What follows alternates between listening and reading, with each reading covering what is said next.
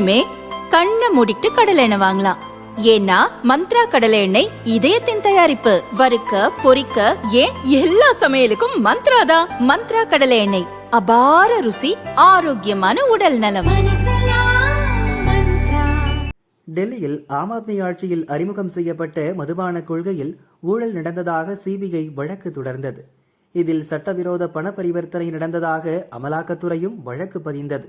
இந்த வழக்குகள் தொடர்பாக அப்போதைய முதல்வரும் ஆம் ஆத்மி தலைவருமான அரவிந்த் கெஜ்ரிவால் சிறை சென்றார். தொடர்ந்து பதவியை ராஜினாமா செய்தார்.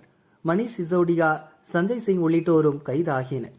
இந்நிலையில் இந்த வழக்கை விசாரித்த ரோஸ் வேலி கோர்ட் குற்றம் சாட்டப்பட்டவர்களுக்கு எதிராக வலுவான ஆதாரங்கள் இல்லை என கூறி அனைவரையும் விடுதலை செய்தது.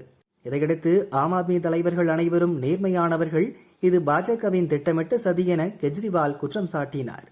கெஜ்ரிவாலின் கருத்துக்கு பாஜகவை சேர்ந்த டெல்லி முதல்வர் ரேகா குப்தா பதிலடி கொடுக்கும் வகையில் கூறியதாவது: நேர்மையானவர் நேர்மையானவர் என பேசும் கெஜ்ரிவால் அவர்களே, நீங்கள் செய்யாத குற்றம்தான் என்ன? நீங்கள் ஊழல் செய்யாத துறைகள்தான் ஏது? மதுபான கொள்கையில் முறைகேடு நடக்கவில்லை என்றால் அது தொடர்பாக வழக்கு பதிவான உடனேயே அந்த கொள்கையை திரும்ப பெற்றது ஏன்?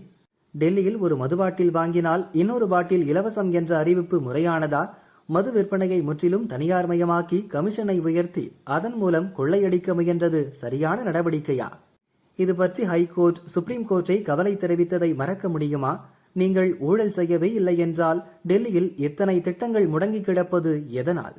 கண்ணாடி மாளிகையில் சொகுசு வாழ்க்கை வாழ்ந்து நான் ஏழைகளின் தோழன் என்றீர்களே, உங்களுக்கு 42 இன்ச் அளவு சட்டை பொருத்தமானது. ஆனால் 44 இன்ச் சட்டையை போட்டுக்கொண்டு நான் மிகவும் எளிமையானவன் என வேஷம் போடுகிறீர்கள். பிரைவேட் ஜெட்டில் பயணிக்கும் நீங்கள் இப்போது பஞ்சாப் கண்ணாடி மாளிகையில் வசிக்கிறீர்கள்.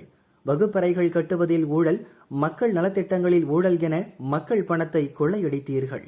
அதற்குதான் தேர்தலில் மக்கள் சரியான பாடம் புகட்டினார்கள். ஆனால் அத்தனையும் மறந்து இன்னும் நல்லவர் போல் வேஷம் போடுகிறீர்கள். இந்த வழக்கின் மேல்முறையீட்டில் தகுந்த நியாயம் கிடைக்கும் என நம்புகிறேன் என்றார். क्या आपने शीश महल में दिल्ली की जनता के साथ बेईमानी नहीं करी? क्या आपने स्कूल घोटाले में दिल्ली की जनता के साथ बेईमानी नहीं करी? आपने कौन सी जगह छोड़ी?